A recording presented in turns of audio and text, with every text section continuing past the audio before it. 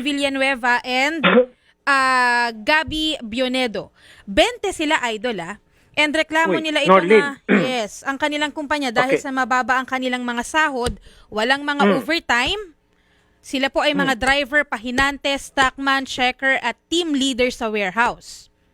Okay, idol, ang sahod nila kada araw ay 185 pesos kada araw and 323 a day. Minimum wage po sa Iloilo, idol, ay 350. Okay, 185 pesos ang bayad sa kanila kada araw sa lahat sa kanila. Yes po, tsaka 323, idol. Magkano sa saan probinsya sila? Sa Iloilo, idol, ang minimum wage sa Iloilo, idol, ay 350. Sige po, tuloy kayo. 350. Yes Short po. pa rin doon sa 223. Sino nandyan? Si Norlene at saka Norlene si and Gabby. Gabi. Okay. All the way from Iloilo. Opo, sir. Opo, sir. Okay. Magandang hapon po, Sir Norlene, Sir Gabi. Good afternoon, po, sir. Good afternoon, sir. Ano pong pangalan po na inyong kumpanya, mga sir? Corona Top and Shop po, sir. Corona Top and Shop? Oo.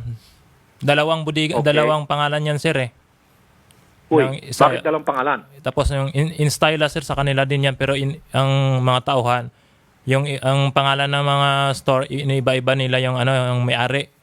Ipinapangalan sa mga Aha. tauhan din sa sa kumpanya. Umiiwas sa BIR. Oo, So, sir. hulaan ko na, sir, hulaan ko na. Oo, sir.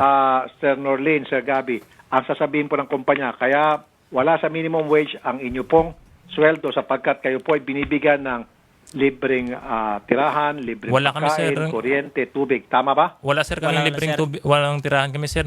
Nagre-renta kami, sir. Idol. Good. So, wala na sila pwede may paluso sa atin. Sige, isa lang Opo. muna agad. Idol, Shari, si Miss yung mga Rachel taga- Selguera. On the spot po ito, idol. Miss Rachel. Sino? Rachel. Ito po yung sa accounting. Rachel, magandang hapon po. Ma'am Rachel. Hello, ma'am. Sir. Hello, ma'am. Good afternoon. Hello. Si Rachel? Odette, Miss Shari, Rachel. sino ba yung nasa linya? Miss Rachel. Hello po. Hello. Hello, si Rachel ho ba ito? Nakikinig Hello. lang siya, idol, Hello. Rachel? Hello. Sino yung nagsasalita? Hello. Pinasa, Hello. idol. Pinasa po. Pinasa. Okay, sir, sino ho sila? Hello. Hello, Hello, po, sir. magandang hapon Good po, sir. afternoon. Sino po sila, sir? Pinasa, Hello po. idol, Pinasa, idol, tas binaba po. Okay. Sino yung kausap ko? Sino yung nagsasalita ngayon na hello? Hindi po natin kilala, idol. Ang... Sino yun? Sino yun? Rachel Sigurao, ma'am. Sino ho yun? Ang accounting yan. Sa accounting din ho yung lalaking yon? Babae yun, ma'am. Si Okay. Ma'am Hindi Rachel. namin, kung baka si Sir Kevin siguro ata yan. Natakot ata, Sherry. idol. No? Opo. Okay, hello, magandang hapon po, sir. Ito, idol, ito na po. Yeah, sir, sino po sila, sir? Anong pangalan niyo, sir? Idol, naputol, naputol.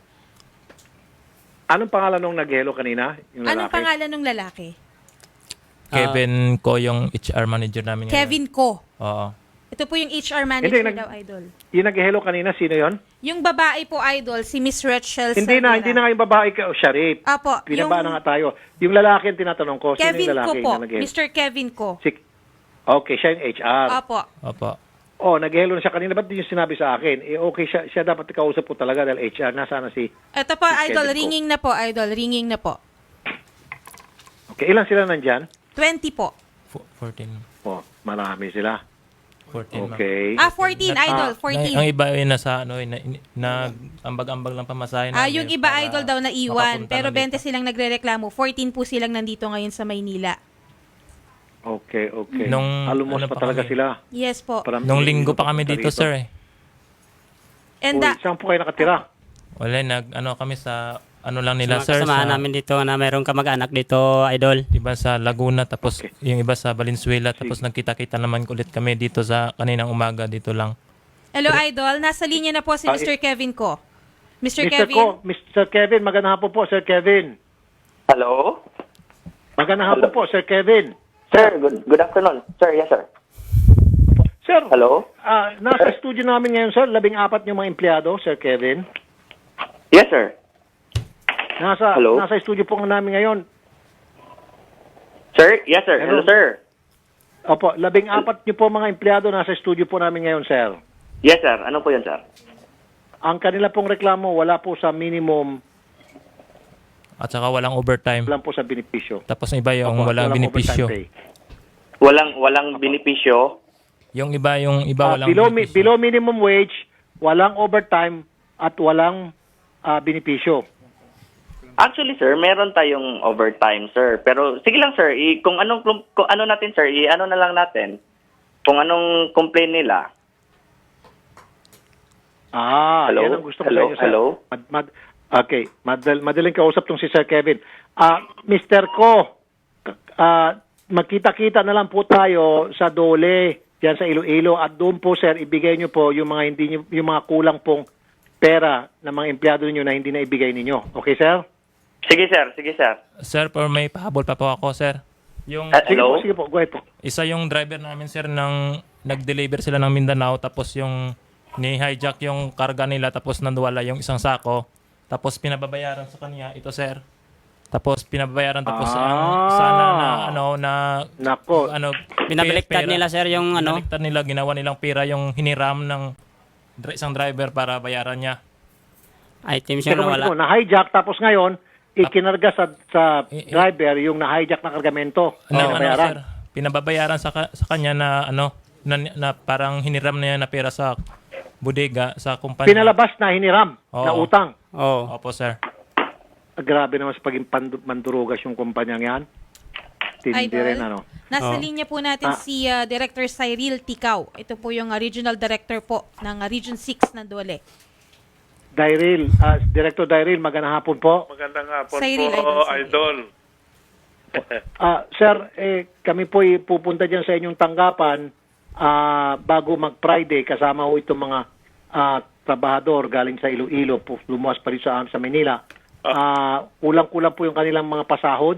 Tapos, sir, ito pa, matindi rito, kasasabi lang sa akin ng isa sa kanila nasa studio ngayon, na-hijack po yung kanilang minamanayong sasakyan, at yung pong kargamentong na-hijack, pinababayaran po sa mga empleyado at pinalalabas na utang. Di ba illegal masyado yan, sir? Sobrang pagka-illegal. Oo, i-prove mo na kung may pagkakamali lang. Kung wala, siguro insured naman yung mga karga nila, di ba? Yun nga po, sir, di ba? Dapat magpa-imbestiga muna sila. Pa-investiga mo Diba? na. Yeah. Ngayon, pagkatapos na, while the case is being investigated, huwag nila ikaltas. Oh. Only then, pagkatapos ng investigasyon at lumitaw, halimbawa na lang, kunyari na lang, pananglitan, na merong pagkakasala yung empleyado o kasabwat yung empleyado sa pagkawala nung kargamento, then pwedeng ikaltas. Oo. Diba, sir? Ganun na. Only after a final investigation result na lumito na gano'n na nga na kasabwat yung empleyado. Otherwise, hindi yung dapat binabawas. Diba, sir? Tama yun, tama. Oo. Sige, sir. Darating po kami dyan, sir. Para, sir, mabayaran na itong mga empleyado natin. Okay, sir? Okay. Salamat po, sir, Direktor. Walang Mabuhay ka, problema. Direktor. Okay. Okay, thank you. Okay. Sir Kevin. Mr. Ko. Naputol na, Idol. Okay. Sige, Sherry. Yes po. Papuntahin na yung mga manggagawa natin nandyan, si Sir Norlin sa Sir Gabi. Sasamahan natin sila sa Iloilo. Okay? Anong araw ba ngayon? Ngayon po, Idol, Huwebes? ay Miyerkules po. Miyerkules nga pala, Yes po. So, siguro kahit na Biyernes. Hello, sir? May gusto sabihin si Sir Norlin o Wala Sir na Gabi? po. Ay, yung sa sir, yung sa PhilHealth namin, sir, at saka yung SS namin, Benefits. 50-50 yung bawas sa amin, sir. Okay. Sir, ganito gagawin natin, sir. Opo, sir.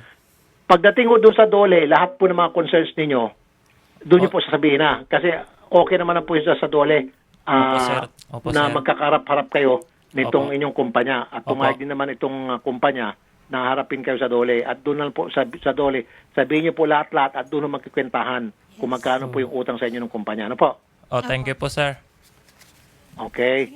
Sige. Shari? Sige po, kausapin po namin kayo sa kabilang studio po para po maisip po natin yung pag-uusap po ninyo ng inyong company. Okay po? Sige po. Okay. Sa kabilang studio po, kausapin po namin kayo. Thank you. Alright. Okay. Sige. Kung wala sila accommodation, bigyan mo sila accommodation dyan. sa Noted, atin. Idol. Noted po. Shari? Apo, Kung wala apo. silang pamasahe, parang narinig ko ata, Nag-ambag-ambag sila para sa pamasahe? Nakituloy po, Idol, sa kamag-anak po ng mga kasamahan nila dito. At wala silang pamasahe? Opo. Di pa, pamasaya mo na lang pauwi ng Yes Iloilo po. o samahan na lang natin. Okay? Opo, Sige. Idol. Okay. Idol, habang inaantay po natin yung ating next na 11, complaint. ano na ata? 3:50 na. 5 minutes na lang tayo. 3:50. Okay po, Idol. Sige po, news break po. Ay, up next na po. Wala na ba? Wala Wala na nang ata. news break, Idol. Dire-diretso na. Wala na. Meron pa ba isang kaso? Wala na po, Idol. Wala na. Opo. Kompleto na tayo. Opo. O, sige. Sige, baka meron ko pang mababasahing commercial dyan. So, pwede na ako mag-sign out. Anyway, bukas po, nandyan na ako. Idol. Nandyan na ako. May ihahabol po yata sila, Ate Carol, na isang case. Inaantay na lang po.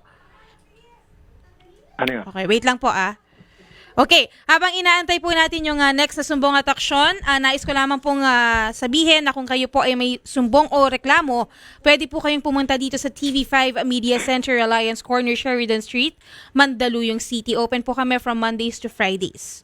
And mangyari lamang po kung kayo po ay nasa ibang bansa o nasa probinsya, pwede kayong magpadala ng inyong representative sa aming tanggapan. Okay, Idol.